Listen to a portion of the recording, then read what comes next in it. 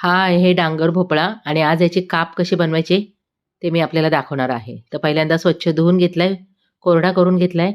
त्याच्यानंतर आपल्याला पातळ कापून घ्यायचा आहे आणि याची आपल्याला साल काढून घ्यायची पाठीमागची. तर भोपळा आपला कापून झालेला आहे. आता मसाला तयार करून घेऊया. तर मसाला घ्यायचा आहे धना पावडर, जिरा पावडर, मीठ चवीनुसार आणि थोडीशी साखर आणि थोडं पाणी टाकून आपल्याला आता हे थोडंसं पातळ करायचं आहे. त्याच्यानंतर जे काप आहेत